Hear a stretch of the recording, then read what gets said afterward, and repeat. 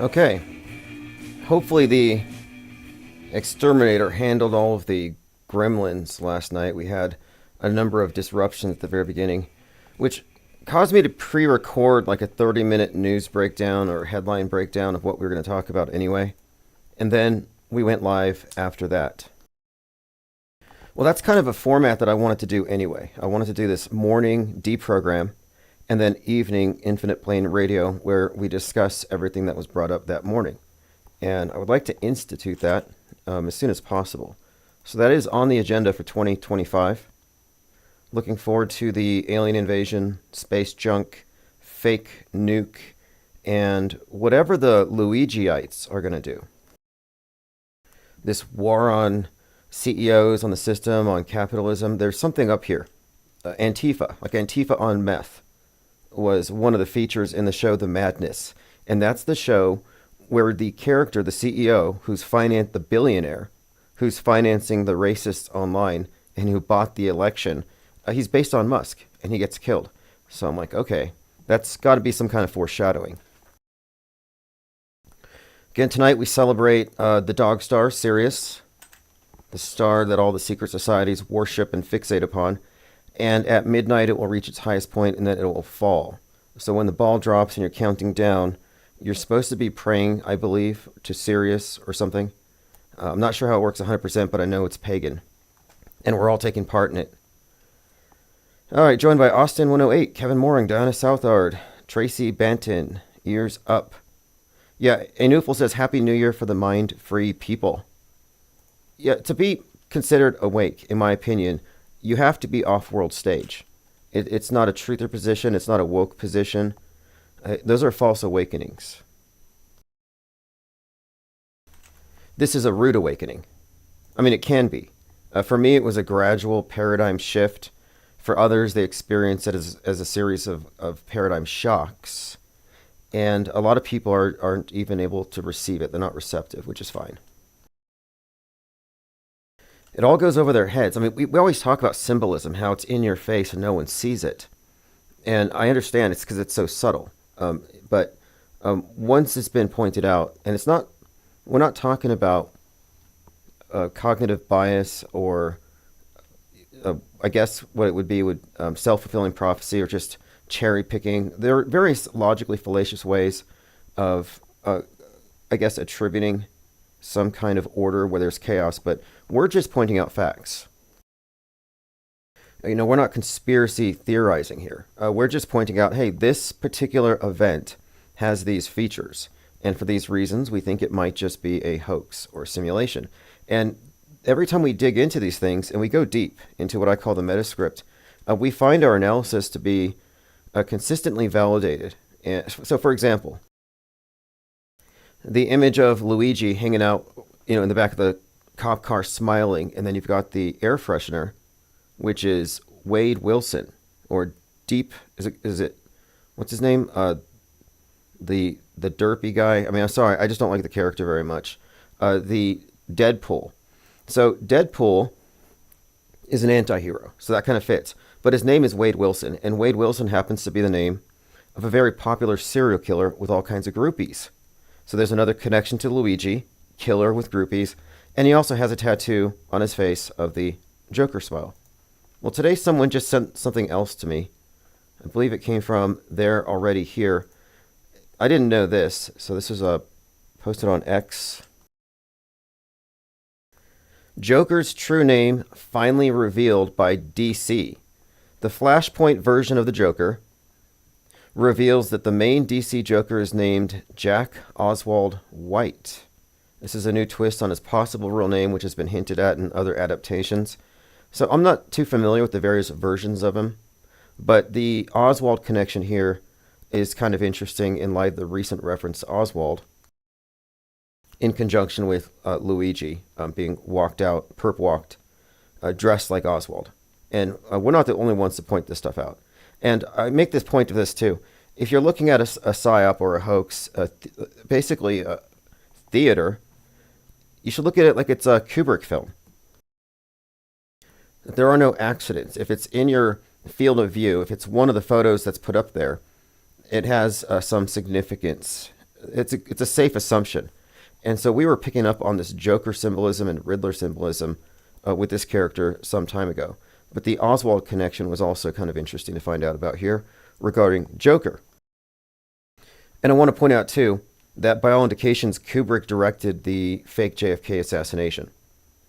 And Oswald is not a patsy. Like Thomas Crooks, like Luigi, he's just a LARPer, an actor. But Kubrick also directed Full Metal Jacket, and the main character is basically based on JFK, the war photographer. And his name is Joker. And there's a number of Oswald references in that particular movie, but specifically, though, on his helmet, he's got this JFK reference in the form of a target on the side of his head. Yeah, oh yeah, let's talk about FOGVID. The big story right now is FOGVID-14. Fog is the new drones. Like, drones are out, fog is in. And it was predictable. The same people are promoting it, the same style of shillery. It's all shills. In fact, I made this meme with Drake. It's like the new current thing. Drones, no good. Fog, yes. And it's happening. Like, it's FOGVID 2024. FOGVID 24. It is the thing. And a number of people are claiming that it's making them sick. They're actually getting sick from it. I have a few headlines regarding this supposed FOGVID 24 conspiracy theories. This is from Daily Dot. Engulf social media. Government conspiracy, aliens. You decide. Conspiracy, and this is all money for them. Like, at this point, we have to realize that alternative media is unserious. This is tabloid journalism at best. It's unserious. It's clickbait. And I think it says something about where we are as a society and what role media really has for a lot of people. And I'm starting to think that we shouldn't take it so seriously. As in, maybe we should look at it more as the screen, the glowing screens and the doom scrolling and just people, just info junkies. But what are they craving? What is this experience? And I think it's similar to like a campfire. Like, this is a big communal campfire, and people just want to hear the best stories. Some people want to be scared. Some people want to laugh. But I think it's all just really a form of entertainment, infotainment, and it's not really real.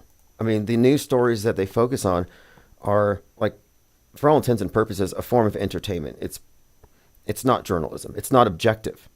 And I would argue that anything on the world stage media is unobjective, just because every story presupposes that all of the recent news events have been real. Many of the things that are obvious psyops, which we've decoded, deconstructed, exposed, many of others have done this too. If you think about it, nothing we say matters.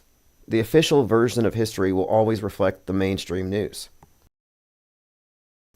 So that means that the mainstream news rests upon an edifice of lies.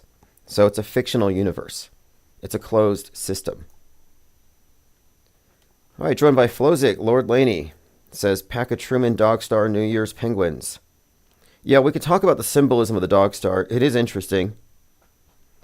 Tracy Banton, Technology, the New Year is the first day of spring.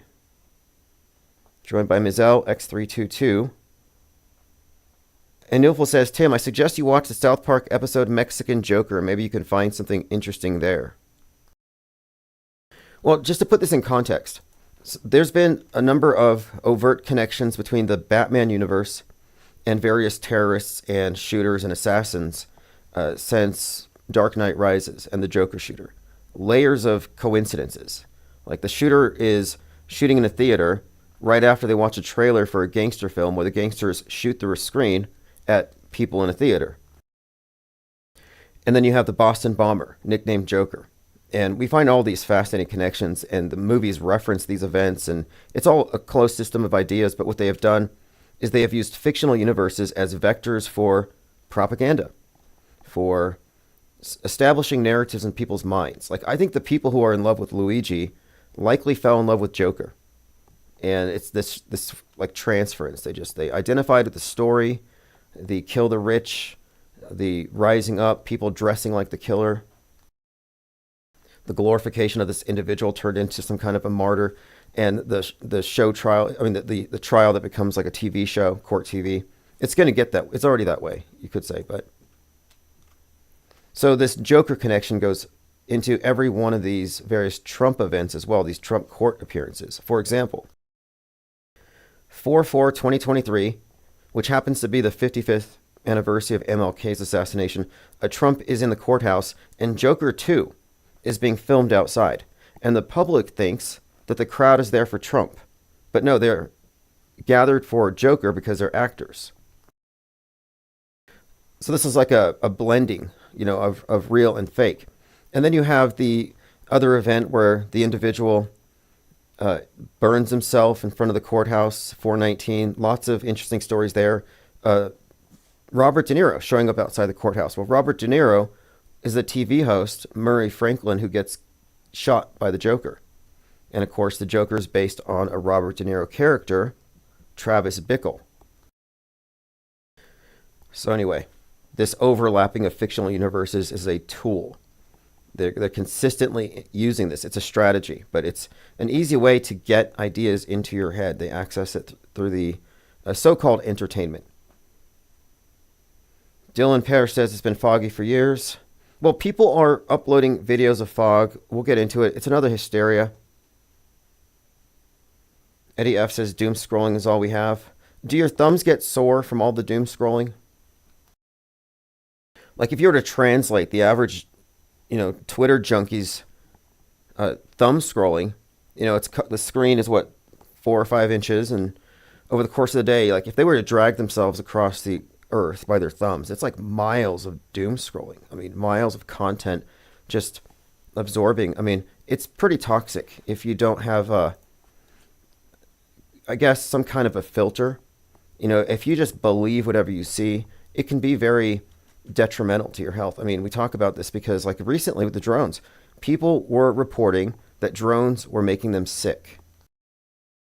In fact, in that article I was posting here, people are saying that the fog is making them sick. People are saying, there's a lot of people here. TikTok on X publishing about a nefarious fog, unusually thick and made of particles. Some are saying it smells like metal, like aluminum. People are suggesting it's chemtrails. But I don't think there is anything. I think there's literally nothing. Okay, thank you, Tracy Benton. It says technically the New Year is the first day of spring. Yeah, it depends on the calendar you're looking at. I mean, it makes perfect sense, this whole Christmas and then New Year's following, if you think about the idea of the sun reaching its lowest point, like the moon, yet the new moon, new sun. I mean, it makes sense. I think it comports with the solar myth of the sun god and his birth. As far as relevant movies that we've been discussing that have relevance to specifically like the fake news, Megalopolis, the end scene is right after they celebrate Saturnalia, which we just had. And that was the scene where you had the Elvis impersonator wrapped in a flag singing Trump's inauguration song. But the movie ends on New Year's Eve with the ball dropping and they're holding the child. So there's some kind of pledge to humanity scene. I mean, if you haven't seen Megalopolis, Francis Ford Coppola, it's visually cluttered. I'm trying to be nice. I don't hate it. It's worth studying. It's great.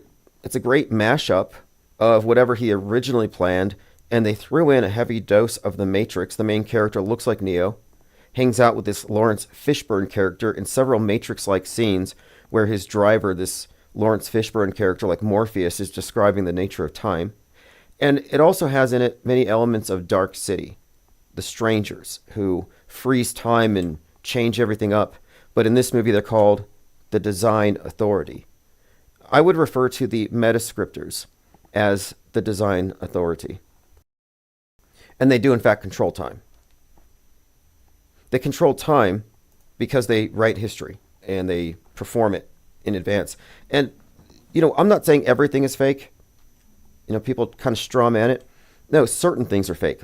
Good liars don't lie with every single breath. They lie strategically when you trust them. And people have trusted the media for a long time, and the media lies strategically, and it gets away with it every single time. But it's not just that they are able to execute these events, but when they fake an event, it becomes the center of the news cycle, and people bounce off it as though it's real. So these fake events are like, it's like a rock thrown into a pond. It has ripples. They affect the entire news cycle. They drive the narratives. We have a fake news driven media ecosystem, and that's really where its power is. And then if you think about, again, what I've been saying, and this has been the emphasis, I think, for the last few weeks, is that the fake news aggregates, piles up, never gets purged. There's never any, let's go back and falsify our old reportage. No, it's pretty much carved in stone.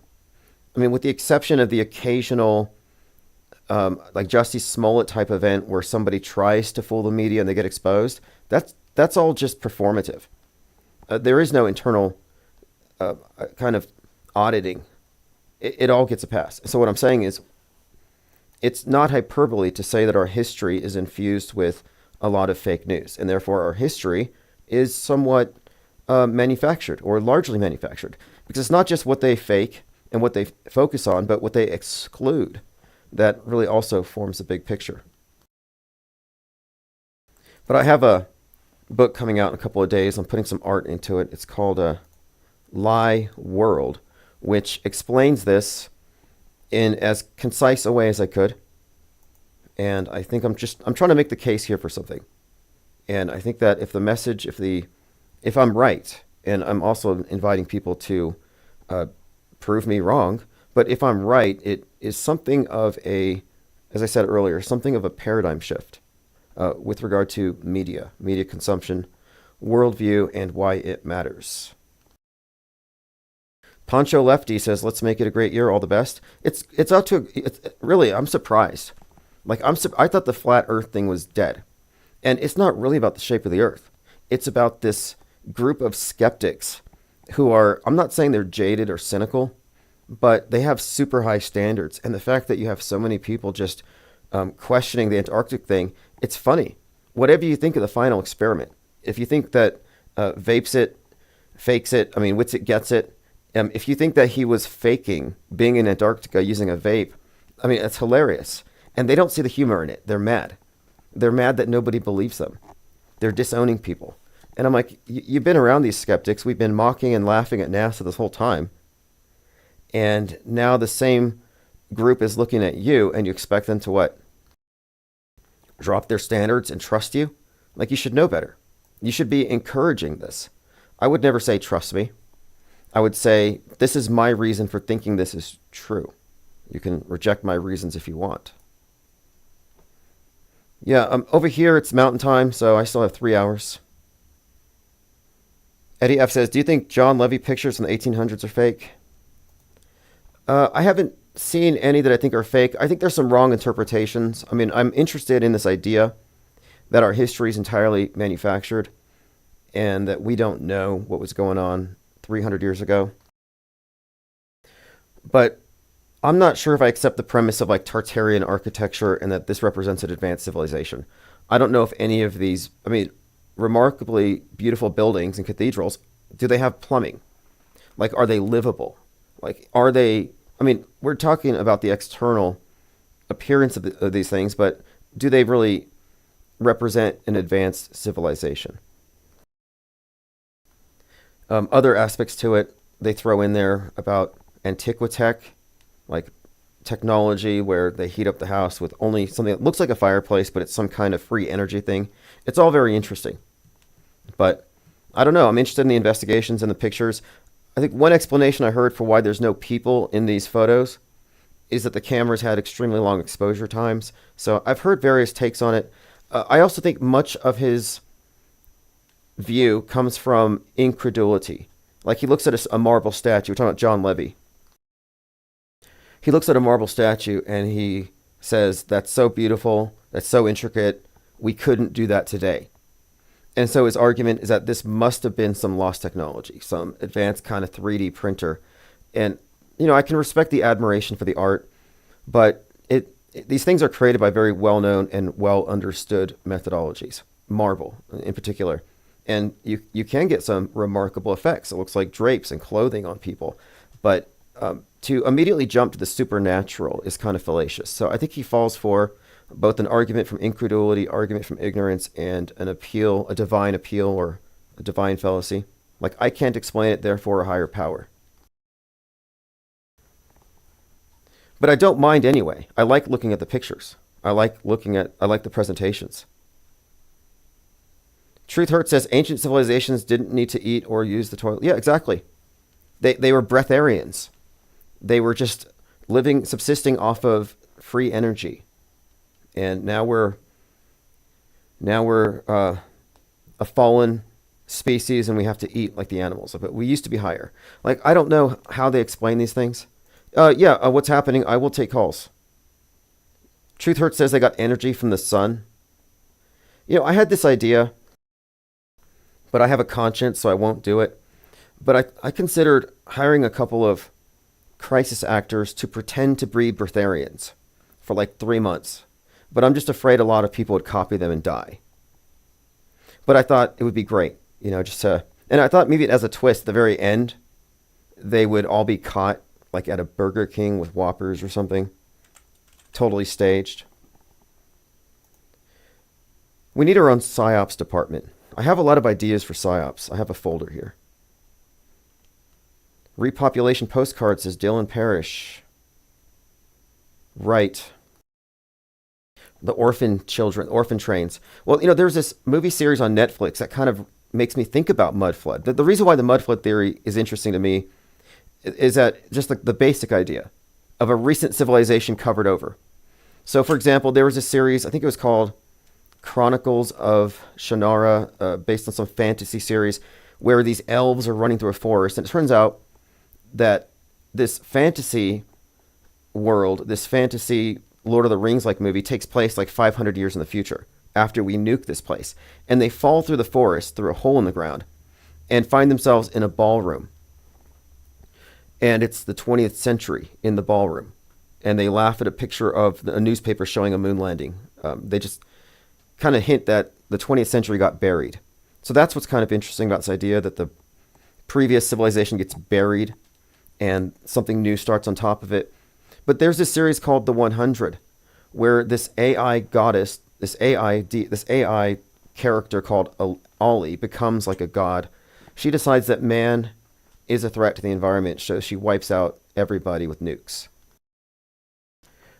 Except for babies put inside of these space arcs. So you got these space arcs above the Earth full of children, and when they turn 18, they're sent down to repopulate. So the idea here is that the world's been destroyed and now it's being repopulated. And that's kind of what's built into this mud flood idea, that the previous civilization was wiped out and then repopulated. And these trains inexplicably show up, dropping off a bunch of kids. It's a fascinating story. Joe says read the PSYOP folder. I don't want them to steal my ideas. Like, I have a lot of ideas. Like, and look right now, the public will fall for anything. Drones, FOGVID-14. They're ready for anything. And I have some ideas, but as I said, they will use them. And I don't want to give them advice. I feel like we've been improving their PSYOP game. Like, you notice that we don't see crisis actors front and center at every event, when they used to just really show off their special effects. Like Boston bombing, they're running around flailing with their fake rubber arms and stuff, and they're like, okay, they don't even care. Like that one guy, he's got the prosthetic leg and they're pinching his artery while they're wheeling him out in front of the cameras, and the ambulance is like half a mile away. So we're watching him finish the marathon with his leg blown off, and one other guy's just pinching the artery closed, and he's seated right up. So, it was hilarious, and we talked about these things, and I think they took our criticisms to heart, and now we don't get that stuff anymore. It's always just hearsay and rumor. They've toned it down, and I think it's strategic. All right, let's get back on topic. So FOGVID-14. Now, this doesn't prove anything. Just want to point out that there was a survivor of the recent Jeju air crash, and it was a 33-year-old flight attendant. Not insinuating anything, just pointing it out. By the way, I don't know where you're going to be on January 5th, but this is going around. On January 5th, this is going to be in the UK, but anybody's invited. There's going to be an alignment of intentions to bring back sunny weather and push back against the chemtrails. It says meditate, pray, visualize. Whether you're religious, spiritual, or atheist, all are welcome, online or off. We the people are going to change the weather over the UK with the 20-minute group meditation. We will bring back sunshine. January 5th, 9 p.m. This, GMT says, do it wherever you are. And there's going to be a live broadcast. Doesn't say anything about boiling vinegar, but I think that would be welcome.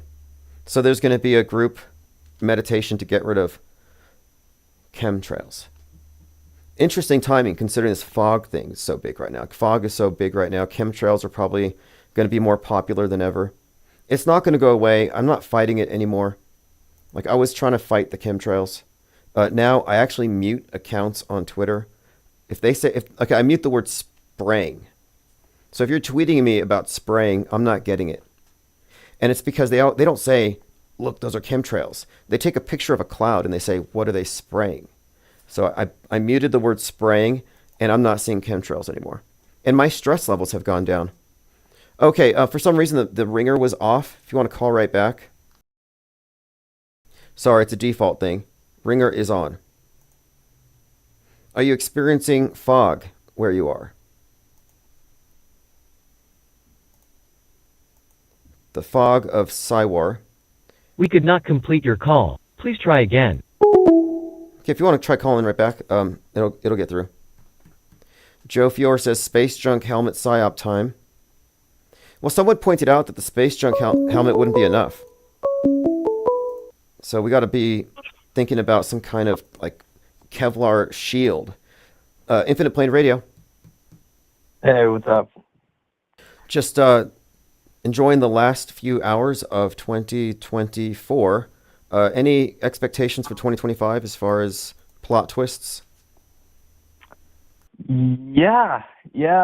It seems like we're headed in a direction. I think there could be some left-wing violence, and that, fake violence, obviously, and that will cause right-wing. We'll see this Civil War thing heighten, I think, and maybe Trump will get his head blown off. I don't know. Maybe one of these, Laura Loomer, I don't know, Nick Fuentes, whoever.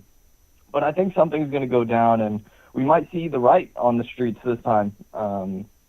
And I think, other than that, okay. I think they'll just... Well, I like where you're going with that, because that movie Civil War specifically had the scene where the Trump guy's in the White House, the other side doesn't want him there. They go in, take him out, and they specifically invite a black female soldier to do the shooting. And I thought, okay, so Kamala kills Trump. So I think you're right on target with that, so I'm glad you reminded me. Yeah, I also think they're going to keep furthering like the long-term agendas. I think climate change is a long-term agenda. Fallout is a long-term agenda. I was thinking, man, like these people, right? And this is the topic I wanted to get into with you. These people, they have their own mythologies, right? They have their own flood myths, and they have these, spiritual things. And basically, I wanted to get into it with you, like what credence do you give to these claims of these Masons, these people that interpret the Bible in a certain way, these Solomonic magicians, and specifically the Thelemites? Because I'm looking around and it's a trip, bro, out here, and I'm seeing this Thelemic agenda, and I'm wondering, like, is it really that we've transitioned into this new age, or are these people playing out and brainwashing people and ritualistically, changing people's energetic state through programming? Or is there some truth behind all of this crap? Yeah, Because I can feel it. that's a great Yeah. question, because this, people ask, what the elite, what are they? What do they worship or something? And they try to come up with some idea of what it is. And my best interpretation, it's some kind of new syncretic blend of something much older. And the most recent iteration is definitely Thelema, which is kind of like an umbrella, and it contains all these other systems. That's what Crowley did, is he blended all these things syncretically. And I think that the fact that the head of that thing, Jack Parsons and L. Ron Hubbard, were so, I think, pivotal as far as this space religion as a concept, along with Marjorie Cameron, it encapsulates it. So what we have is this, so did we transition to a new age? I would say yes. That the instant that we got turned into we moved into the space age, I think that's pretty much the new age. We've been given a new universal vision, a new universal religion. And at the very core of it, there is this, I guess you would call it a cult belief system. And one of their core tenets, though, is that not only are we transitioning into a new age, but they're the ones who are responsible for making it happen. And I think a lot of their agenda, if you look at this Age of Horus concept, has been, I think, implemented very, very noticeably. Absolutely, man. It's very apparent and it's mostly a cultural thing, I think. Yeah, and I looked a little bit into Egyptian mythology, and I saw that after Osiris dies, he's killed by his brother Set, and Horus and Set are battling, vying for the throne, and they have this long battle.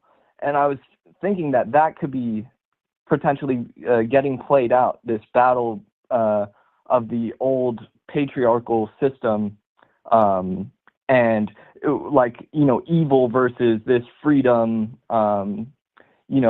super woke, all inclusive, childlike, androgynous new system that's coming along. And eventually, when that's fully implemented, from what we're seeing, it's going to be this science fiction technology, this space age bullshit, bro.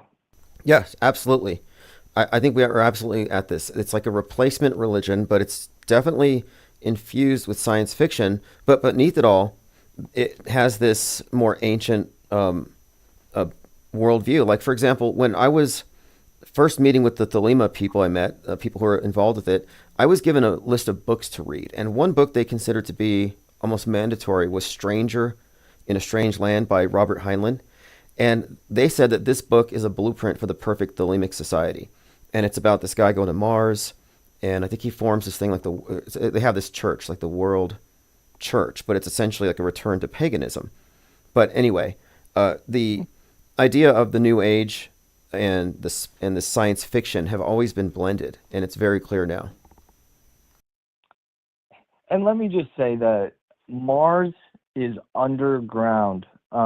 These people, all right, so the way that this new system came about, it came about in the 1900s, they implemented a new monetary system, and it allowed them to expand infinitely. And so imagine how much labor you could buy with $1 billion.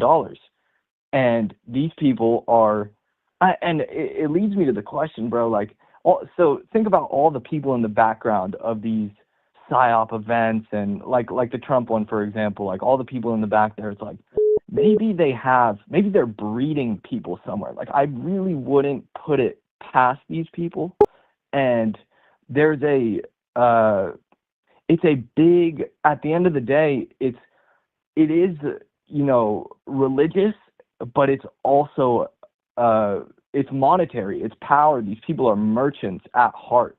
Maybe not the people way at the top, but all their,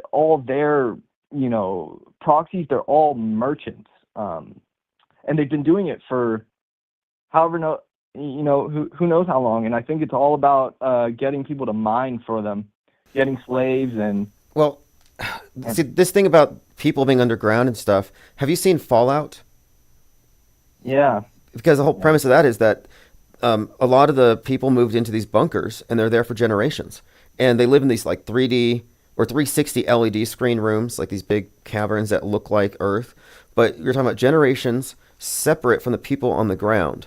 Completely different worldview. They don't know what's going on. And I look at that and I think, yeah, absolutely. It's like there might even be Martians already. And there was this former CIA guy who was on InfoWars, and NASA even put out an article debunking it. But he said that NASA has been shipping children to Mars for decades and turning them into slaves. And I Oh thought, man. I'm like, well, maybe he got the right information, but Mars isn't in space, but they're sending them underground. And we could be, yeah, I mean, I don't know. I've considered the same thing.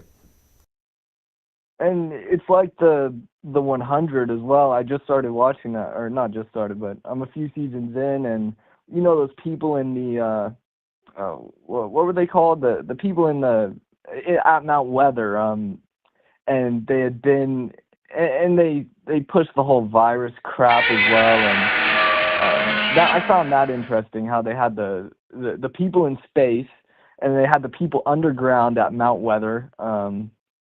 And then they had the grounders, and yeah, it's a weird show, bro. All this shit is just every single show is just Well, uh here's an Easter more egg. propaganda. Season 1, episode 13, because 113 has been consistently aligned with this PSYOP code for the fall of the space station. And like the Challenger exploding 1 minute 13 seconds, the Columbia exploding, the 113th launch, all these connections. So season 1, episode 13, 113, in the 100, that's the one where the space station, comprised of 13 nation segments, falls. And in that episode, they're also showing the characters in a bunker. And the old man in the bunker collects art from the 20th century and previous. And he has a painting on the wall of the Tower of Babel. And so I think there's a strong Mm. connection with the Tower of Babel, the space station, and then the idea of it falling on season 1, episode 13. Anyway, the whole thing is propaganda. And there's a lot of stuff in that whole series about digitizing consciousness and uploading it into this city of light. Very interesting all around, but propaganda. Yeah, and I think there's a big push to in every movie that's coming out and has been coming out to get people okay with um people getting killed, murdered, like shot in the face, like just brutal stuff. And that's it kind of leads me to a question of, you know, do you ever think, and I don't mean to be alarmist in any way, but do you ever think that, you know, because 2020 kind of showed me that there this stuff will impact our lives in a meaningful way. Like we all put on a mask, we all stayed 6 feet apart at the grocery store. So when it comes to this Civil War stuff, and you know, it just seems like the sea of irrelevance is going to flood at some point. These truthers are never coming back. I'm never coming back. You're never coming back. And it's just the whole climate is, I don't know how slow it is, but it seems like they can pretty much ramp it up however much they want. But it must be very well thought out. And we just have to watch the show. It's a show, but I do think that it can have real life implementation in terms of, you know, I think they must have done resets, and whether they got reset themselves, I'm not sure, but Well, look, I mean, these as a people, rule, I say it's all fake until proven real, but we have to be honest about the fact that, you know, people are people, and you do have, for example, the CEO shooter. That revealed that there are a lot of people on the far left who are totally cool with the idea of murdering CEOs. So that says something about the culture, about people's attitudes, about how desensitized they become and how self-righteous they are. So I think it's useful to know this stuff, to be honest. The fact that they're not revolted by it, that they find it to be commendable, that's psychopathic. But it's interesting that right before that event in the Netflix series, the Madness, which is about mind viruses, I think. But the Madness, the CEO who represents Musk gets killed, and it's like a heroic thing.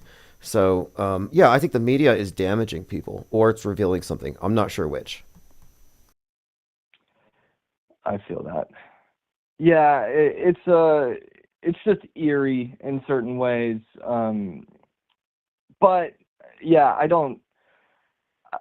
I just think that the way that it's headed, it's headed for a big change, just in terms of the technology that's coming out and what things are, what they are saying things are supposed to look like. 2050, it's like, all right, what the hell is 2050 going to look like? If you're talking about climate change and the world's going to be this, it's like, all right, are you going to need to take us up to space?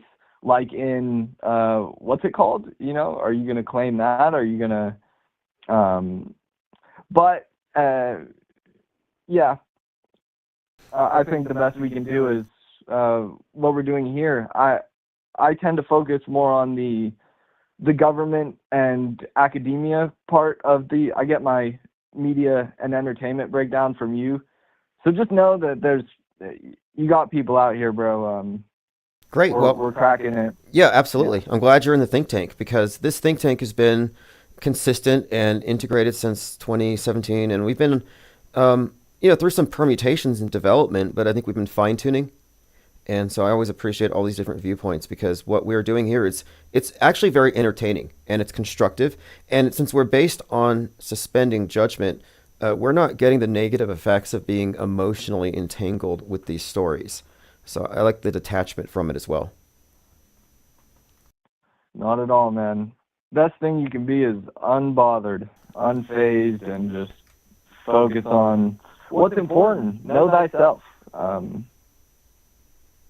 Right. Well, that's a huge part of this, because a lot of these psyops are based on people not being aware of their own vulnerabilities to certain logical fallacies, and these are just ways that ideas get past people's mental immune systems. And so that's one of the things that I've been focusing on too, is what is our own culpability in accepting a false belief? What misled us to, or what could have triggered this?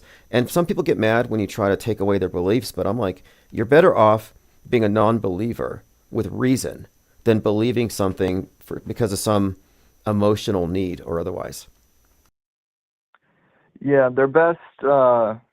It's a cult, big time. And I just heard about this fog thing, and I was just like, holy crap! Like, it just shows you. I think this new TikTok research, where I don't know. This is what I wanted to bring up. Is like, is it just grifters, or is there some agenda on these platforms to promote these things?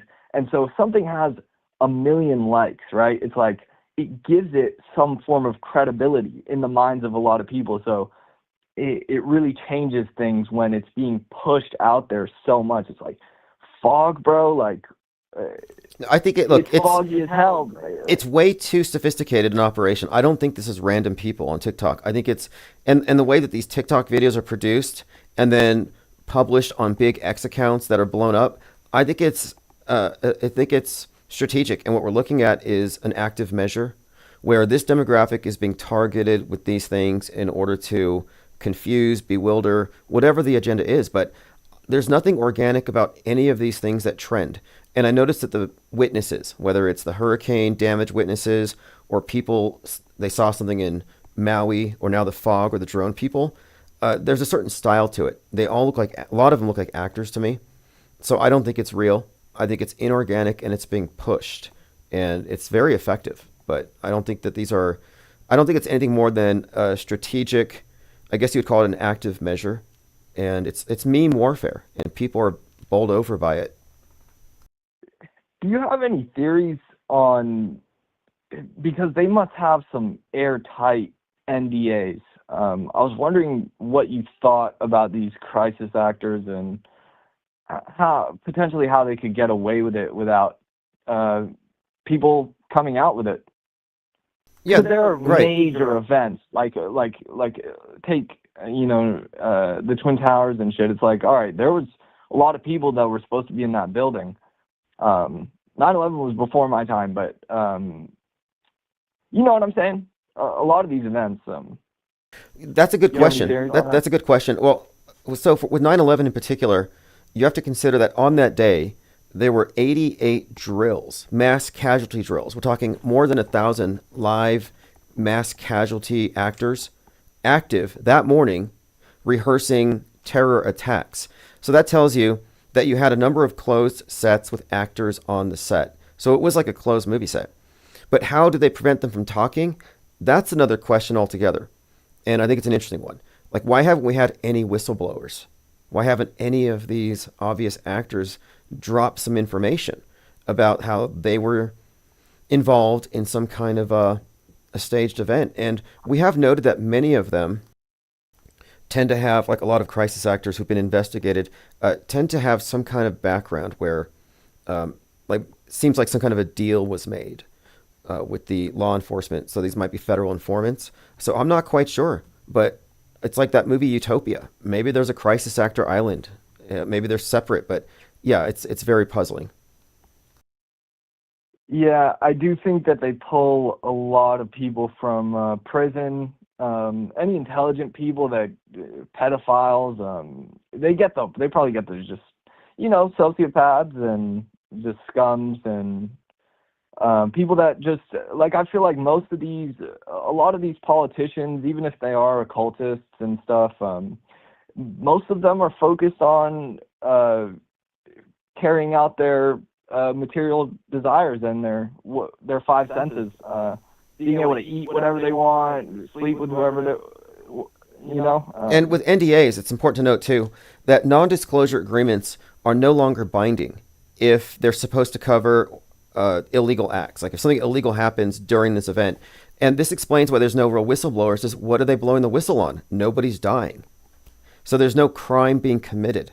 So therefore, there wouldn't be any whistleblowers, and they might be well incentivized financially and otherwise to keep their mouths shut. Future gigs.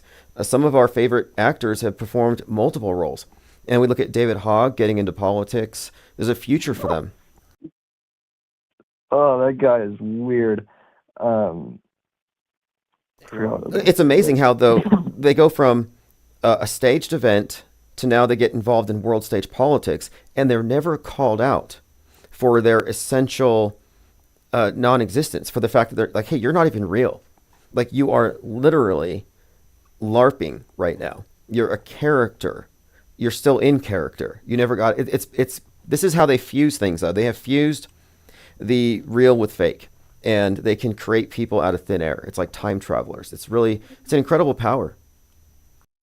Yeah, and if somebody came out, it would just go into the sea of irrelevance, man. A few 100,000 likes, nice little story, and everybody's gonna move on. What was it last week? And then what's it this week? It's like, I don't fucking know. Yep, exactly. CEO shooter, drones, fog, and then next week maybe Fallout. I'm hoping for Fallout. When's Luigi out of the picture? It's like, you know what I'm saying? Not long, man.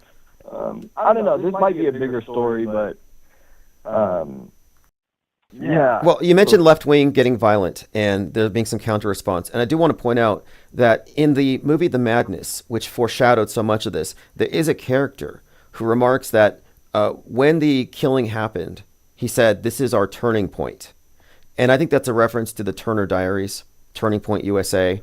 So I think that instigation may actually precipitate something, obviously staged in all likelihood, but I think that it has been said, like it's been put out there, that like stochastic terrorism, like they put out there, like, hey, look, let's float this idea and see if we are ready to do something crazy. And everyone's like, yes, we're ready for this. So I kind of think the left has been primed for something. Absolutely, man. Everything that's going to happen, whether it's 20 years from now, it's all being put out there.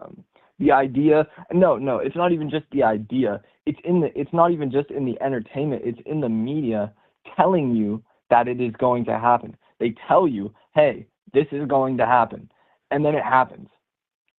Yeah, it's really incredible. The newsbenders, I call it the news benders. That play describes it perfectly. And we are living in a news bent reality, and it's fascinating to watch it with the perspective that we have, because we're not caught up in the visceral drama of it. Yeah, I hope we can, you know, get help each other one day. And I'm into farming and stuff, and I'd like to get some land. And because we need to. I don't want to say we need to get off the world stage or anything like that. People have their lives, but it would be nice to have a place where like minds can. I don't know. The think tank is excellent, my man. Well, What you're doing is. I know what you're talking need about. It, bro. I mean, I saw this thing. You've probably heard of it. This Bertaria thing, right? Where comedian Owen Benjamin sets up this big event, and the thing that he does, whether you like him or not, or care about his comedy, what he did is he created a venue. Since he's not going to be accessible to any world stage venue, and I don't ever plan to curry favor with the world stage. I don't ever think that what we're doing is going to get any kind of acceptance in Trutherville. So we always have to think about our own venues. And one of my objectives for 2025 is we have to have an Auto Hoax Con. We've been doing conferences to kind of test the idea and see if we have enough speakers and content, which we do, but we need to do it in person. Like, we need to have an event where it's not conspiracy theories, it's not chemtrails, it's none of the usual stuff, no alien garbage, but it's specifically media fakery and auto hoaxing in general. And I think that needs to be done as a separate event. And so 2025, I had planned it last year. I was like, this has to be the year we do it before any kind of attempts to water it down emerge. Yeah, marketing these days is just key, man. I have some things in the works, and there's going to be a day where I come to you with a proposal, and I'll see what you think. Because, it's all it really takes is, but they're censoring you so hard, and it's so obvious, but it only takes, from one of us, one viral video to, triple the subscriber count or the follower count.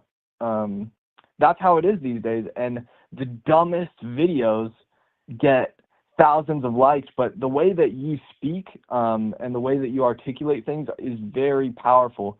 And the way that you're not like a robot and you have a sense of humor is perfect for this. Oh, thanks. So that reminds me, because I've been doing clips. We're now live streaming concurrently on TikTok. And I'm doing this on purpose. I'm trying to get out there because I think we need to do clips. We have to realize that there's not just a competition for attention, but maybe even shortened attention spans.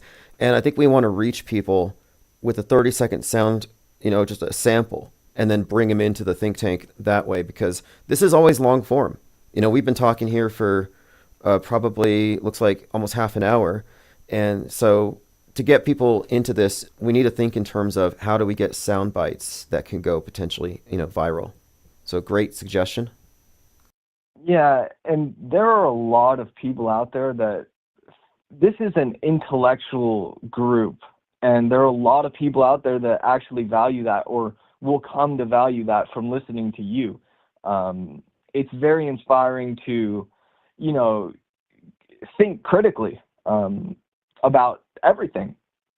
Question everything, really, is the motto. And as for it really, certain things like the music, I'm really going to promote the music as best as I can. I have certain things that can help towards that. The music is really crucial. You make certain skits with the music, and everything can change, man. Everything can really change. And I agree, and I'm definitely interested in any suggestions you have. And and as far as your previous point, this is a platform that leans more philosophical than political, and I'm hoping that a lot of people get exhausted on the political soap opera and gravitate more towards our line of thinking, which is essentially critical and not activist. They will, bro, and that is the way that things are heading. The way that things are heading is towards the truth. In terms of, it might be really ugly right now as people, figure things out, but the memes are out there. People are. I don't want to say they're catching on because everything they're catching on to is contrived, but at some point, if you get to a certain level of memery, you're a big memer, a big, massive troll in the best way possible. And that is what is good these days. That's what's popular, and I'm fine with it. And I think that is part of the new agenda. I think, yeah, That's true. That's true. I mean, look, we are the ones responsible for the most popular flat Earth meme, which is research flat Earth. And we started that through a billboard, and then we had it put on the Daredevil's rocket. But the proliferation of that particular meme can be traced directly to this think tank. And we have a number of instances where, we definitely emphasize memes because you're trying to be viewed over this it's this cacophony, and it's psychedelic practically. It's so chaotic that you have to have a strategy to reach people and to be seen and heard. And imagery is important. The visuals are huge. And I'm doing a lot of work with AI generated art these days. So you see it in my newsletters. One of my themes recently has been penguins burning down the world stage. And these are, just visual accompaniments to what we're discussing. Yeah, the world stage is a massive play. It's a comedy, it's a drama, it is a nightmare. Literally, it's a mushroom trip, bro. It's absolutely like, and the scale of it is absolutely perplexing, and it's so compartmentalized that there are real things happening to real people, and it's so well organized. Like I live in a major city, so it's just I look around and I'm like, what is going on here? What was I born into? Like what are we? It's all these questions, man. Yeah, well, hey, we're generations deep into nonstop psyops and fake news enhanced history, which forms our collective backdrop. So, we're like, the Matrix movie is always referenced because it describes the situation of being born into bondage, born into it. And I point out that everybody's programmed. We all go through the process. So the only option is to become deprogrammed. But there are no unprogrammed. Not watching the news doesn't protect you. Not paying attention, it reduces your situational awareness. And that's really what this is about. We're just trying to figure out what this is. So you're asking the right questions. And thanks again for calling, by the way. This is our last live stream of 2024. Oh, I'm glad to be a part of it, man. I appreciate you taking the call and taking the time. It means a lot, bro. Excellent. Well, definitely stay in touch. And we're always open in the Discord and Gilded. So anything with art, music, any ideas you have, please drop it, because I'm working on a number of creative projects, one of them being an animation, which will certainly need music for sure. Undoubtedly, man. Appreciate you. Okay, great. Have a great night, and Happy New Year. You as well. Thanks. All right, phone is open. And I want to say thank you very much to Nicotramus. The IPS thanks you for your support and participation. Nicotramus says, Happy New Year, IPS 2025. Let's figure out how to profit off our ability to predict the future. That's a good line of thinking. Like, think Biff Tannen. Look what he did. He got the sports almanac and he bet on horses. And I think you might be onto something. I know some places where you can do bets, but more than just bets. I mean, right now, it's safe to say that radiation emergency kits are likely going to be big sellers. Laura Loomer is selling those. And that's a key indicator because she's deep in the PSYOP entertainment complex. And so you have to look at what the insiders know. And that might be the next thing. It's not storable foods. Everybody's stocked up. It's not going to be masks or hand sanitizer. But you notice even in 2020, people trying to sell hand sanitizer were shut down in favor of bigger approved stores. It was not free market. I would have been all for it if it was free market, but it wasn't. There were entrepreneurs clearing out hand sanitizers in dollar stores and putting it on Amazon. And it's like, that's totally fair game. They're providing a service. Now they can be delivered anywhere. But others, anyway, my point is, it wasn't a free market. And PSYOPs, I always spell it with the dollar sign. Somebody's making money, and they don't want any competition from below. Aries Lee said, did anybody get sick? I was jogging, came home, got a fever, felt sick, lost my taste of smell. Probably drones. Probably drones and whatever came out of its fog. Plain Dakota says, the programming for space and dinosaurs is the first thing. It's on all baby toys and pajamas. Oh, it's sinister. You grow up as a baby. It's all dinosaurs. You watch the dinosaurs on cartoons. They talk. You see Barney the dinosaur. You hug Barney the dinosaur. So you're all about dinos. And then the first thing that happens when you get into school is they show you a globe. And then you have your dinosaur toys. And they say, oh, by the way, the dinosaurs got killed by a giant rock that hit the earth. So like immediately it's MK Ultra, trauma-induced mind control. Like everything they know in terms of fictional characters. All these characters they got attached to, yeah, they died. Mass extinction. So before you can even say mass extinction, you know what it is. It's lesson 1 when you're like 5. Nicotramus, radiation detection, radiation PPE, radiation cleanup. We need to figure out. I didn't have the funding for it, but in 2020, I was talking about organizing a cleaning service where we drop off red biohazard containers at businesses with PPE, and then we collect the waste and take it to the appropriate facilities. If I wasn't live streaming, I would have been doing that. Now, there's this movie called The Humanity Bureau with Nicolas Cage that might give us some clues about what's to come. So if you haven't seen The Humanity Bureau, 2017 film, 2018, Canadian science fiction. In the future, war, climate, political agendas have robbed America of its resources, and a bunch of people are locked down, and they're locked down because of radioactive waste. Well, it turns out that there is no radioactive waste. It's a big hoax to keep people locked down. Imagine that, tricking people into locking down. Couldn't happen in real life, right? Now, this was 2018, but one of the things in the story is that the Geiger counters were illegal. Contraband. You weren't allowed to have the equipment that would allow you to detect that the whole thing was a hoax. So, you're like, do we want to sell these? Will we be able to? Harmon Walker, appreciate that. I sent you Cash App for the new year. It's the second time I've used it. Hey, thank you very much. I'll double check to make sure. I will respond with a penguin emoji. We have a few objectives for this year. One of them, of course, is AutoHoaxCon. Another one is the IPS Insider. RR says, I just got in here. What is the fog? See, I think the fog is the fog of Psywar.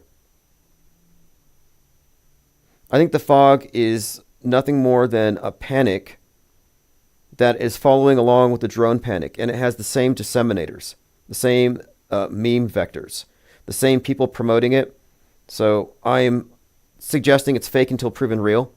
And here we are, second or third day of winter, like the first week after winter begins, and people are noticing fog. And a lot of people these days are not aware of stars and planets.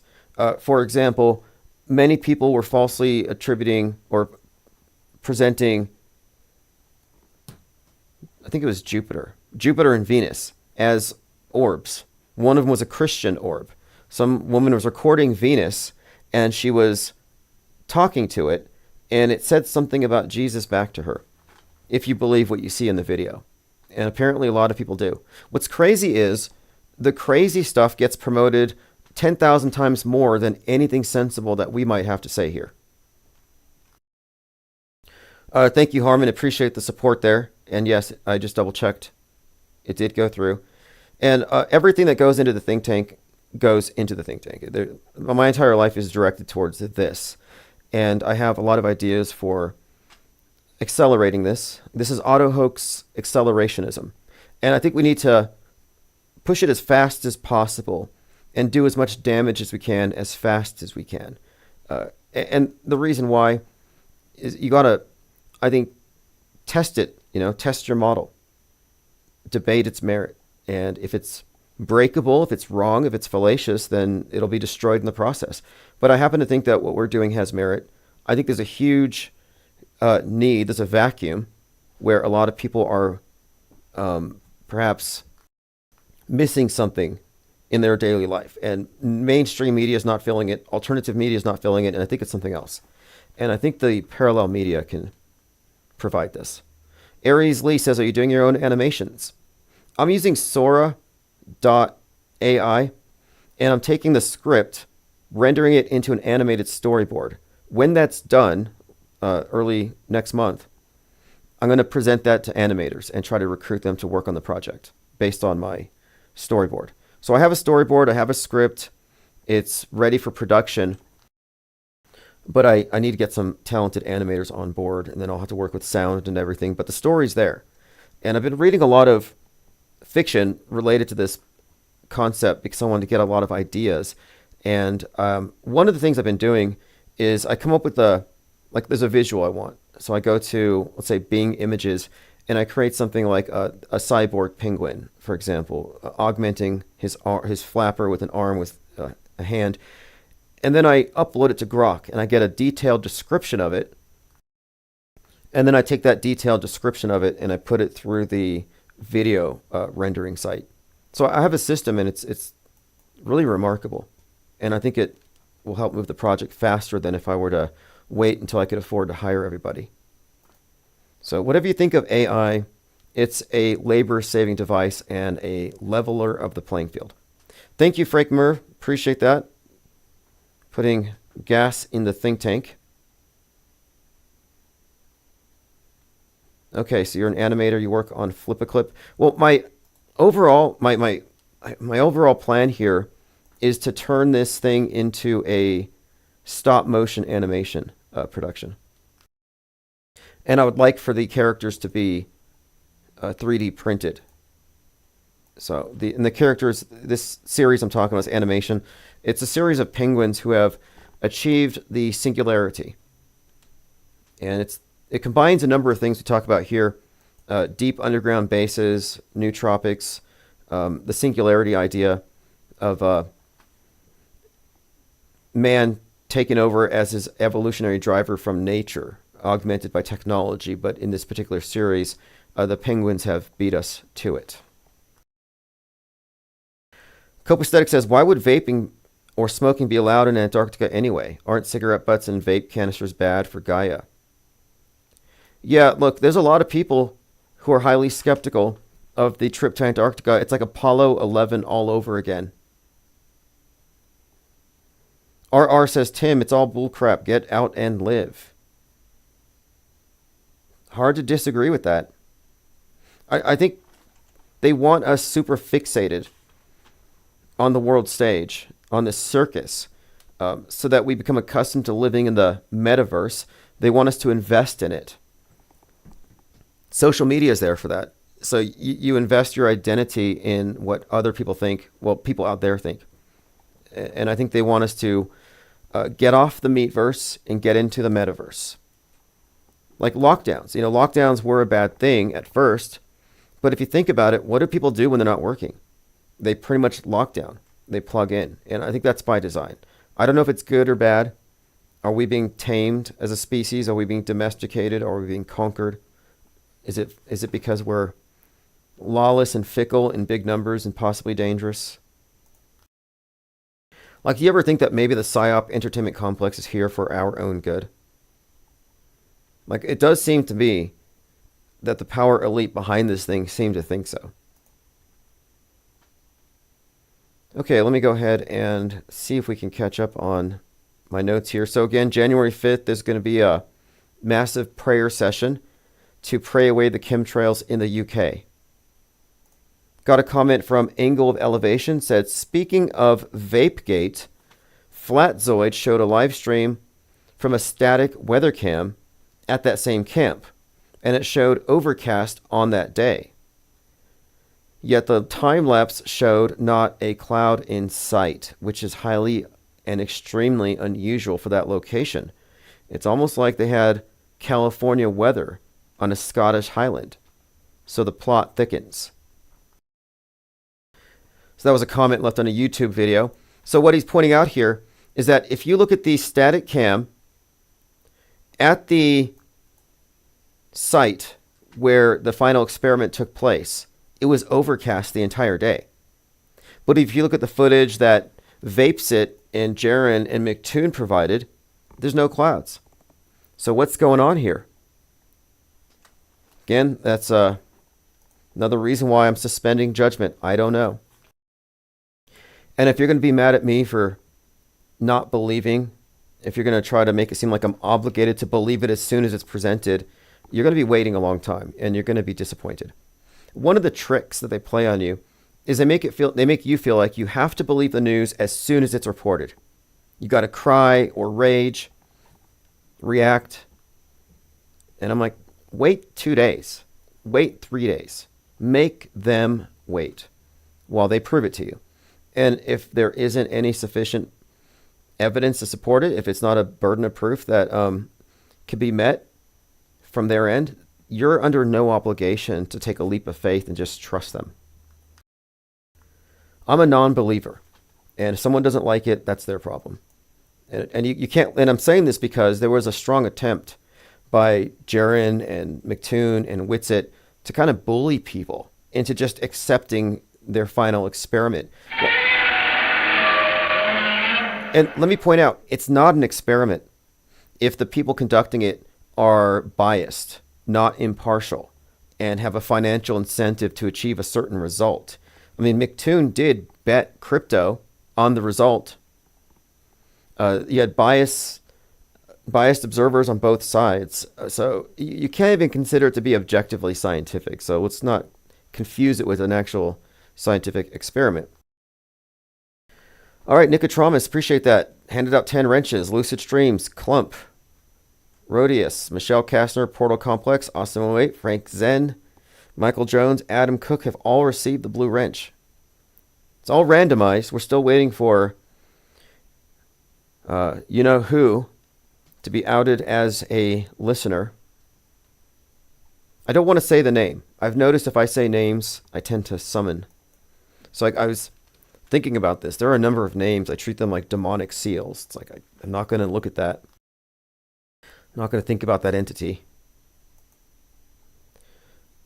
Amazing, though. The final experiment brought down because of some vape addict decided to, I don't know, embellish a little bit. Like, here, I'll provide some. I'll show that my breath is vapor. It's all just condensing out here. It's fog. It's cold. We're in Antarctica. So he takes a hit from his vape and he blows it out. But it's only one breath. So what is it? Right now, the topic, FOGVID-14. And we're talking about VapeGate. And by the way, if you missed it, and this is all thanks to you all, Infinite Plane Radio is number 33 on the TSL Power 50. We're way below Don Bongino and Steve Bannon and a few other well-known characters. Glenn Beck, John B. Wells. Like John B. Wells. Ben Shapiro's number 20. Let's see who else. Just trying to find if I recognize anyone here. But anyway, yes, we are number 33 on the TSL's Power 50. And Clyde Lewis was number 1. This is for 2024. On Paranormal Radio, I believe we were number 8, or was it 8 in the top 13? Something like that. But if you didn't know, in addition to the video streams and TikTok, we're also live streaming on radio.net, Radio King, TuneIn, and several other paranormal.radio. Missing footprint, says Lean Dion. Oh, the footprints are hilarious. So they're walking through the snow and you hear crunch, crunch, and it sounds like cartoon sound effects. Like, what is this, Pixar? Like, these are canned sound effects, I'm pretty sure. And I'm like, okay, I'm hearing them crunching, but I don't see any footprints. So where's the crunch coming from? And why is it so, like, I don't know, just so pronounced? Thank you for feeding the crack Gwyn, Ted Striker 2112. So if you don't know what the crack Gwyn is, imagine a kraken, but it's a big penguin. And we discussed the Sea of Irrelevance, where everybody lives. They're at the bottom of it. And we are in a raft. Penguins gather on top of the waters, and they call it a raft. So our raft floats atop the Sea of Irrelevance. We're actually buoyant, and they're not. People in the Sea of Irrelevance, people in the mainstream fictional universe, might find the truth about one or two events, but they can't elevate from that. They're still stuck in this muck because their worldview has been rendered subjective and incoherent, contradictory.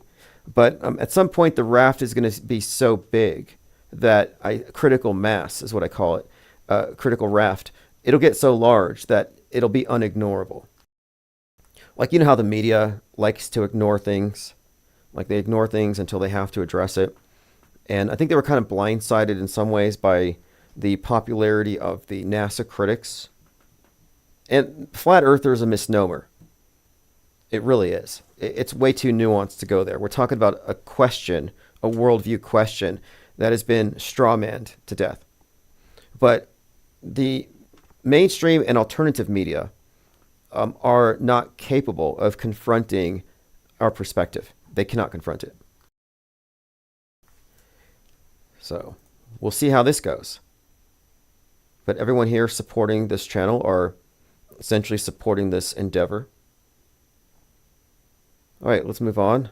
Poncho Lefty says tune-in's great. And yeah, by the way, we're on pretty much every single podcast platform you can think of. Go to ips.monster. And at ips.monster, you will find a listing of all the different the different podcast platforms. Like, we're on Spotify. I think we're on Audacity. I think we're even on Amazon Music, Apple Music. Spotify used to have, we used to have a huge following on Spotify, and it was growing, but we were shut down by a certain enemy of the IPS. And by the way, speaking of that, and I haven't spoken about it for a reason. I don't want to telegraph too much, but 2025 is the year that we finally close this thing. This is going to be the end of it. We're going to end it. The IPS versus this certain, what do you want to call him? QAnon influencer in the White House. This is the year. It's just a matter of really months, and it's inevitable. So if you're following the story, if you've been following the character Garrett Ziegler and his legal battle with Hunter Biden, you know what I'm talking about. So anyway, let's go look at some of these things. The fog. So a lot of people are claiming that there's a fog. Fog of war. It says, while shills have been spamming thousands of Elon threads, you've missed that the bird flu propaganda is ramping up, and there are major recalls of milk, egg, chicken, and beef. And there's a mysterious fog covering 2/3 of the U.S., and it's increasing. In other countries, it's dry but full of dense particulates, and it smells awful, and it's making people sick. Additionally, Klaus Schwab has announced that 6 billion people are going to die this year. And the global community is furious that Trump is going to pull out of the World Health Organization on day one of his presidency. So keep talking about Twitter screen caps, because that's not a distraction at all. So apparently we're being distracted by Elon Musk while the fog is here, and 6 billion of us are going to die. Here's one from NJ Skies, Operation Sea Spray. Hydrophilic bacteria-infused particulates are behaving like a fog to spread disease. Operation Sea Spray.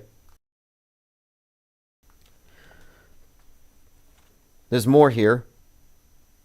There's quite a lot more. The particles have done they have some optical brightening capacity, like you would see in a synthetic product with smooth, regular shapes and smooth surfaces. Breathing this in. What is this? Weird fog over Daytona. There's quite a lot here. I've been following this story all day. Pay attention. Fog should have moisture. I drove through this thick fog which by definition is when water condenses and creates tiny water droplets. Not anymore. This is a dry chemical fog. I drove 30 minutes through this fake fog, and this person is in Mississippi. All right, someone says here, this is a trust your instincts time. Okay, this is someone suggesting it's not just the fog, but it has a weird smell and it's making people sick and it's triggering respiratory illnesses and allergies. So here's a short clip of the fog.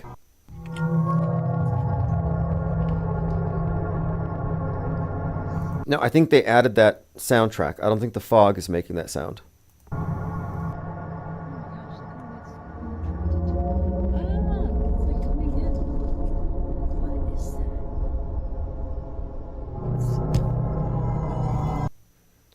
I'm with Nicotramus. There's got to be a way to profit off of this stuff. And people are buying into this anyway. Do we need to sell fog masks?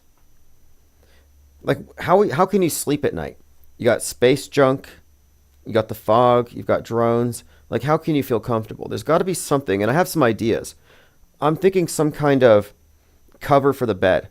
Like Kevlar. Like space junk protective, but then also it seals hermetically.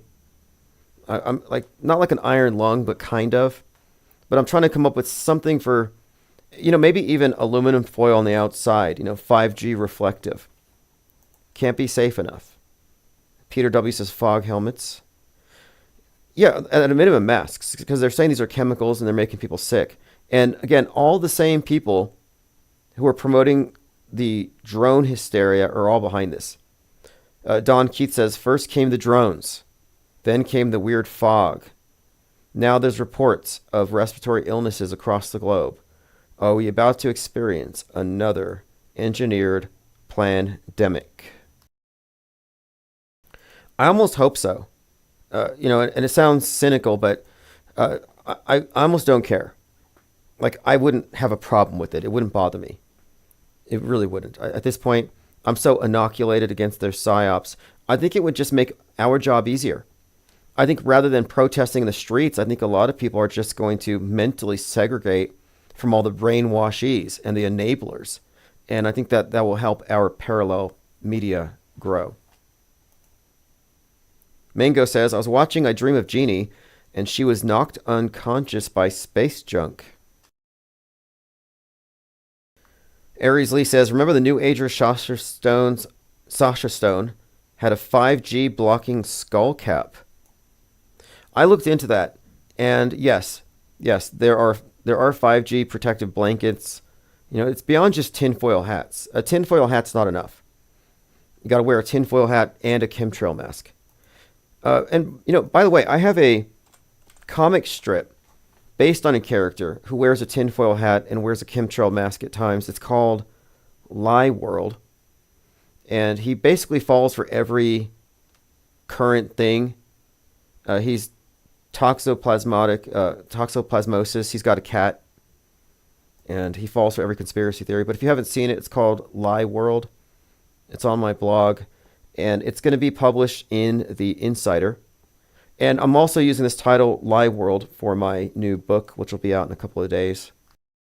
I mean, it's not new to those of you who've been listening as far as the ideas, but I've put them down, I believe, in the most concise and accessible format. So if you're trying to explain what we're talking about to someone who has no clue, you could break it down in 30 seconds.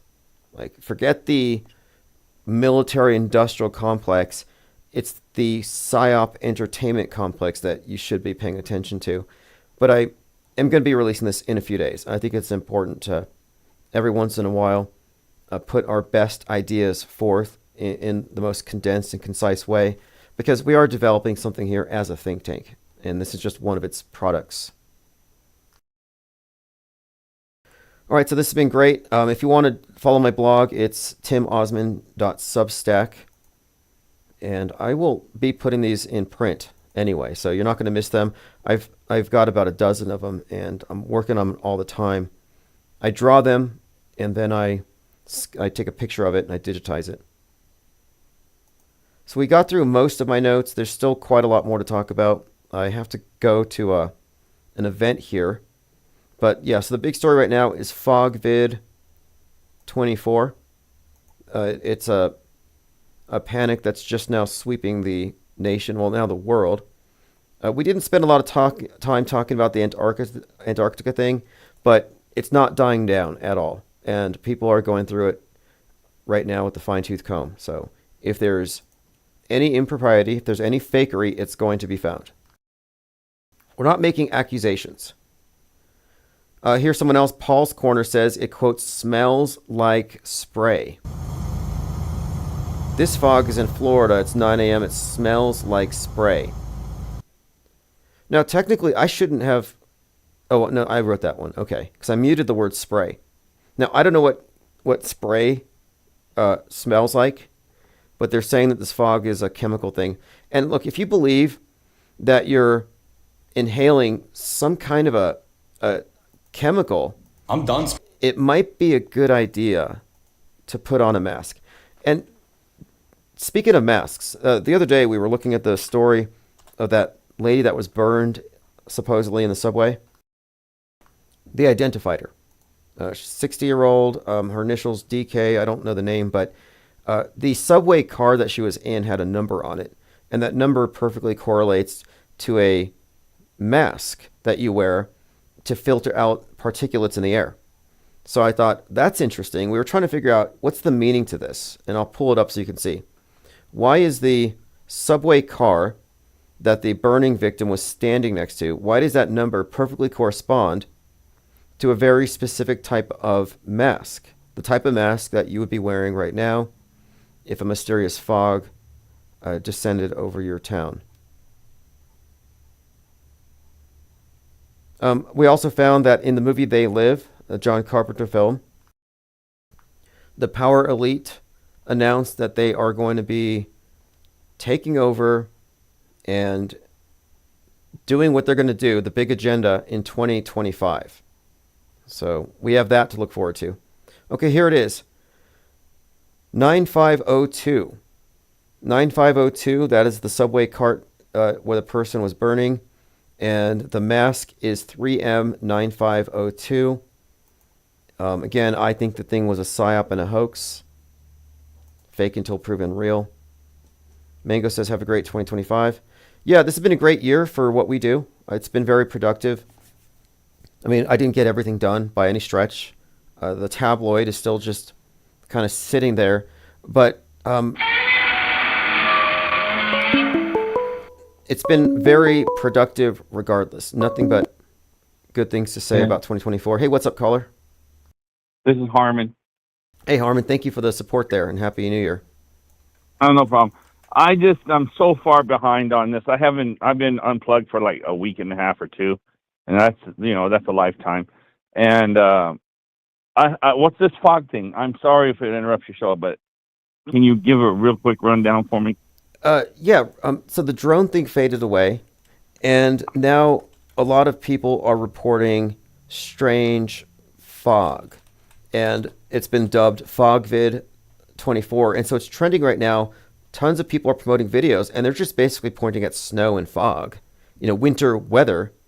But now the winter weather is being interpreted as something nefarious, and all the big channels on Twitter, like Concerned Citizen, all the big chemtrail channels, they're all saying. So they're creating their own reality in their mind. Precisely, exactly. It's a panic. Yeah, it's power suggestion. Power suggestion. That's why I look at it. After the drone event, I said they could play Orson Welles' War of the Worlds from the original recording right now, and the public would fall for it. And this just demonstrates it all over again. Yeah, I've probably been unplugged since like almost 20 days now. So I don't even know about it. So how is it going to affect me? See, the thing is, I have no clue about it. Never heard of it. It's the first time I heard about it. So see how that works? I mean, the people who don't listen, it doesn't affect them at all. I say, don't mess with the blue pillars. Let them dream, because the people who aren't really paying attention are not really hitting the worst of it. They're not getting the sharp end of it. Like when it comes to the propaganda agenda, the truthers are the ones who really get the most extreme effects. They get the worst story, the worst takes, they overreact. The normies are kind of blissfully ignorant, and it's like, I don't want to mess with that sometimes. Yeah, it's like all my family. They haven't got a clue.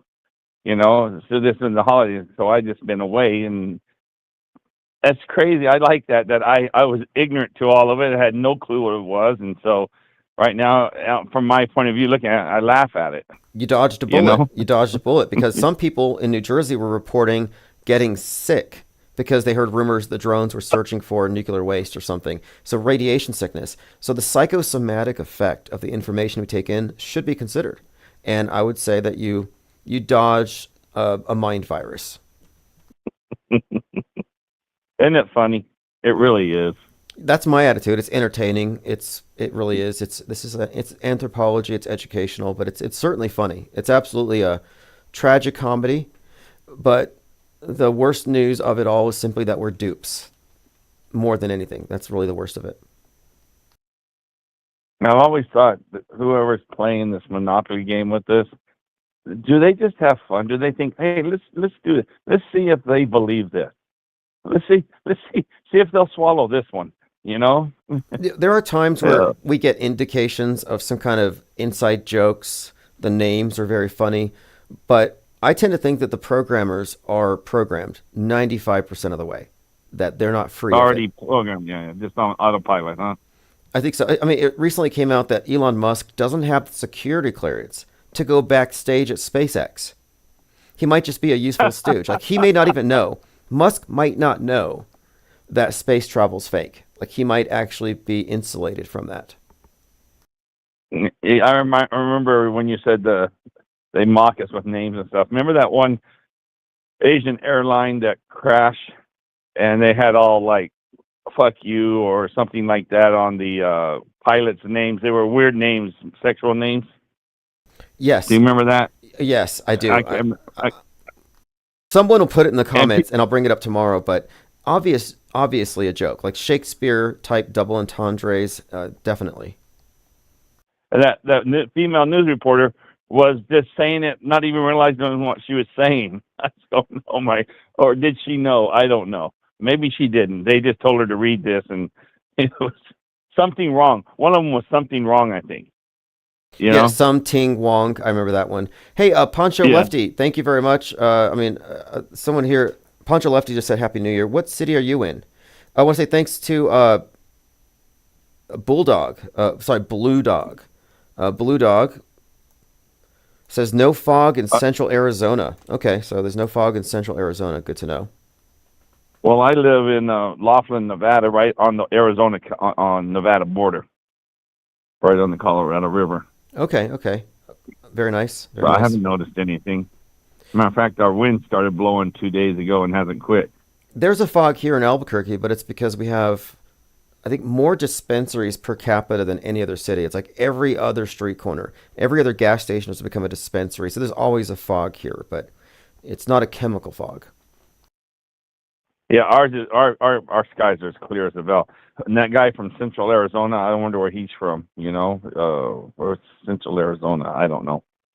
Well, hey, I've got a question. If I do Auto Hoax Con 2025, what would you prefer, Phoenix or Las Vegas? Because I'm trying to determine where do I need to go where I can get the most people to physically show up, not just online. Well, it's more expensive to go to Vegas, but people seem to want to go there. But it's cheaper to fly into Vegas if it does happen. So the flights to Vegas are definitely cheaper than going to Phoenix and stuff.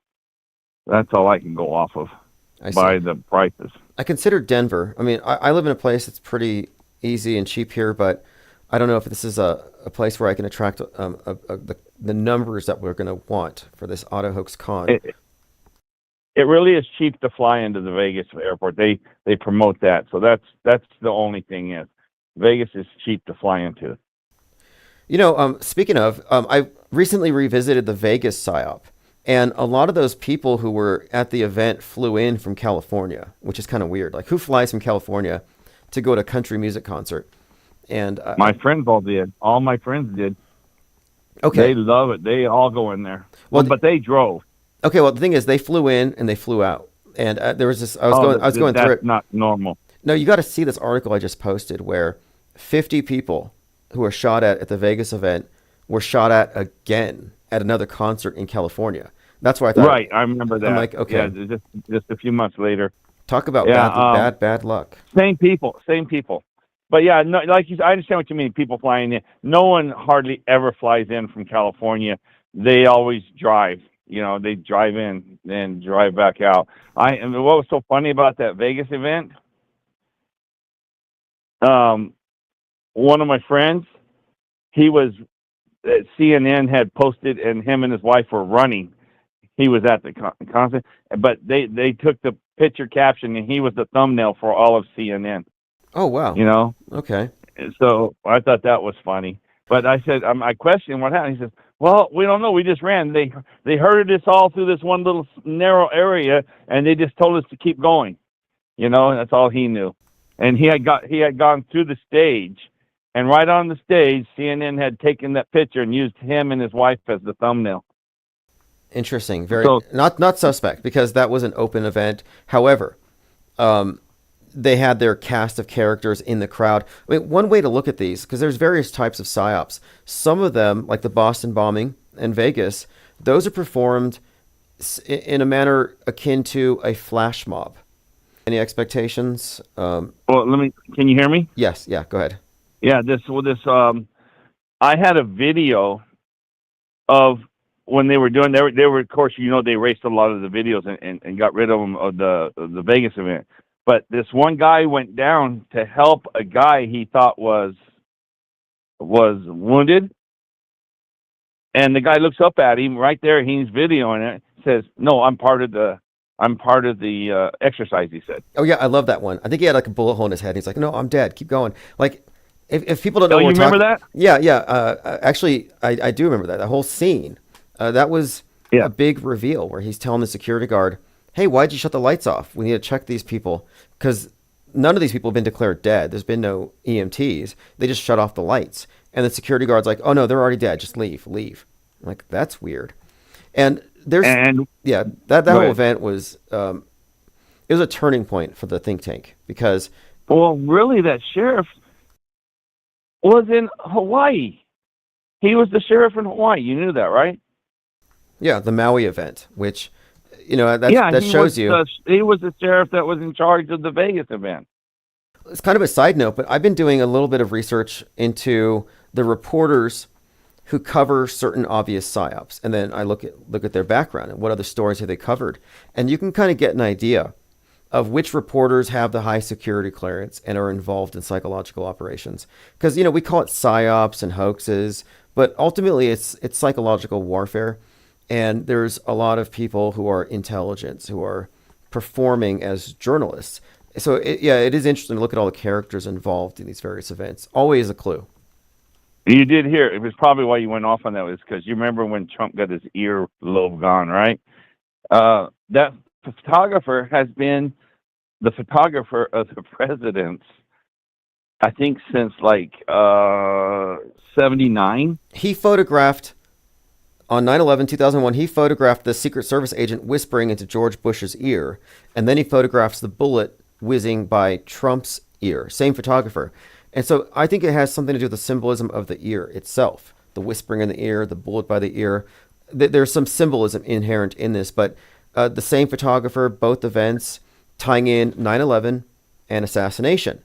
And then you have the photographer who photographed the death of RFK, who also photographed the 9/11 falling man, Richard Drew. Well, that photographer with the Trump guy, from what I understand, he was there when Reagan got the attempt. Oh, when interesting. He got shot. Okay. Yeah, okay. I, from what I understand, he was the same guy there too. I'm going, oh my gosh, I go, that's just crazy if you think about it. Hey, these are gigs. That's what I said earlier about certain crisis actors who get managed to get into politics and stuff. It's like, wow, that's like, I don't know. It's intriguing to watch the merging of fake and real, and it's revealing to look at these various actors on the world stage. And you can kind of get an idea of their of how they carry propaganda to the masses through the covers, like Trojan horses. So like Robert De Niro isn't just Robert De Niro with Trump derangement syndrome. He's also the character in this movie. Yeah, he has all these associations built into him. And that's a calculated move. So everything you see on the news, especially with big Hollywood actors, everything is contrived. and Well, everything it is goes back serving. to that British show back in '69 or '7 when they were showing that 30 minutes clip where they predicted everything ahead of time. They told us what they're doing, right? Oh, the You know newsbenders, that yes, one. the newsbenders, Yeah. and I really think that that is essential viewing because we live in a newsbent reality, and it's more than 5 years in advance, and we can prove it. We prove it every day. Uh, just the fact that the fake news gets a pass and never gets corrected and actually steers the broader narratives is evidence enough that our history is bent. And then the question is, who's bending it? Well, that's what we're always talking about here. And where are they steering it? And they're steering us into some sci-fi dystopia lockdown world. I mean, I don't know. It's bleak if you go off of their. You want my 25 prediction? Is that what's going on tonight? Yes, yes. Or hope or expectation. I say, well, I always believe that the population number they give us is widely skewed, and following the numbers, and I think Eric DeVay did one and tried to add up the cities, and it just doesn't close to add up to 8 billion people. They always fluctuate 7.5 to 8 billion, and then someone will say more, but I'm leaning towards there's maybe just shy of 4 billion. I'm giving that a lot of that in the world. So if that's true, then they could run a psyop and kill billions, and we would have no Yes. way to debunk it because they don't actually exist. Right, and so that's what I'm going to. That's my for 25-25. Okay. Because I remember the 2020 event that I got the printout from the military world exercise that it was supposed to end on March 20th of 2025. But then in 2025, John Hopkins put, and you can go and look at the John Hopkins site if they still have it. They put out that it's called a world exercise event. When I was in the military, which you were too, if your base had a exercise and there's a joint exercise with 2 or 3 other bases, they'd always say that on the paper, right? This is who's doing the joint exercise. Well, when that same paper I found, it said world event.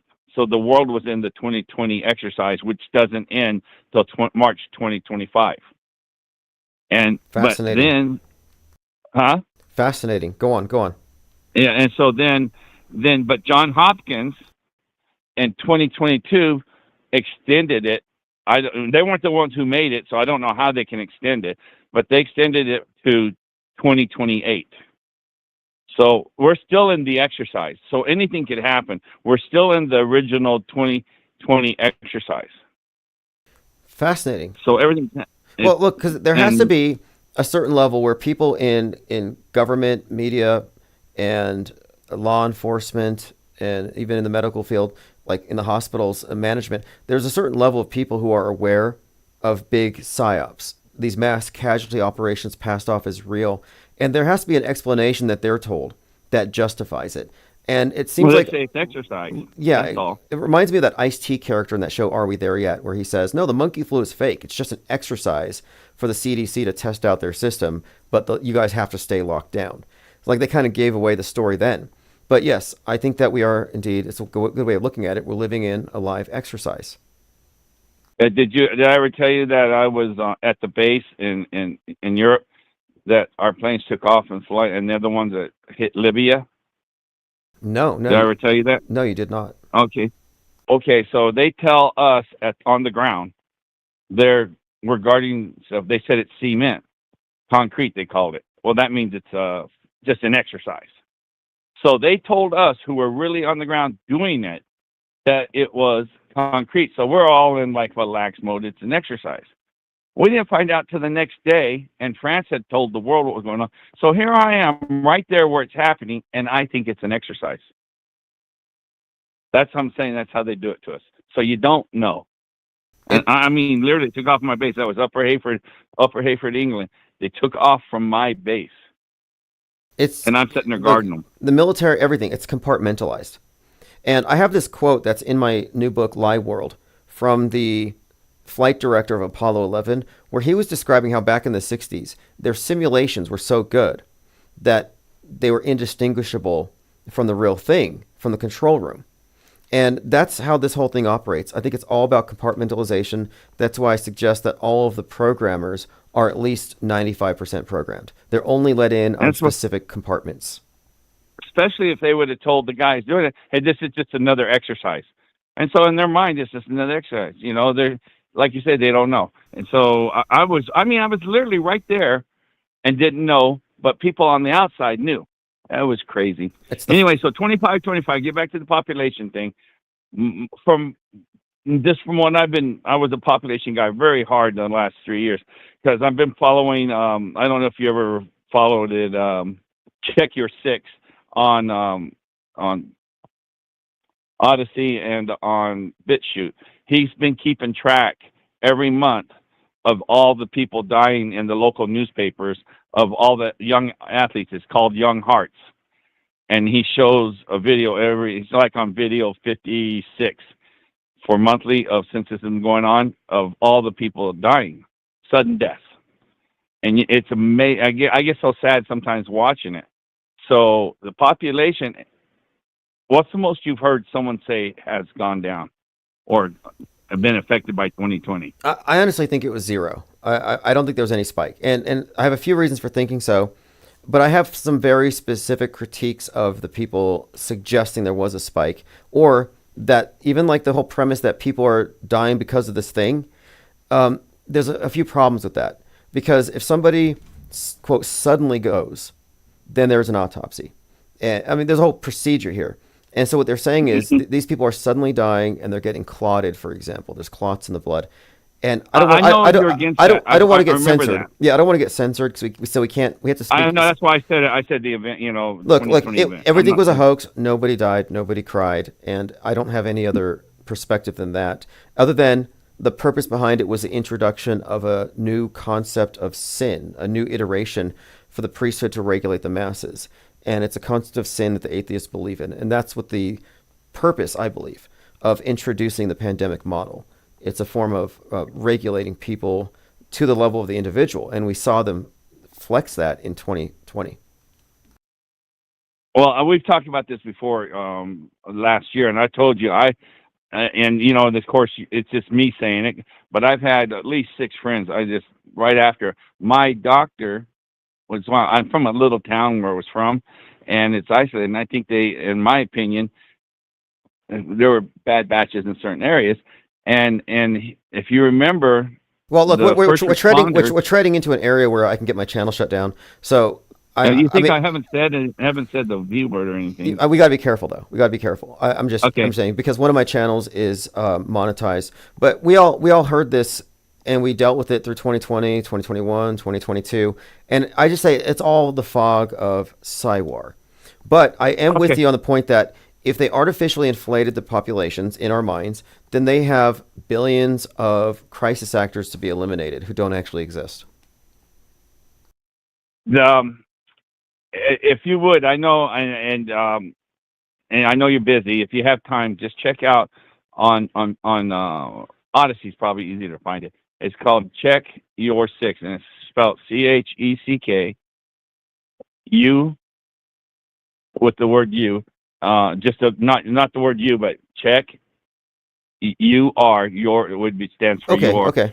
And 6, the number 6. Yeah, look, just do that. And for people, look at that guy. He's not a. Is he an is he an anti? Because like I refrain from following antis. You know, I understand the pro position is bad, but the anti position is also bad. So I take the position of anti-pro, anti-anti. But if he's not a hardline anti, I may be interested in what he has to say, especially if he has a methodology. He just shows headlines. He doesn't talk. He lets you read the headlines.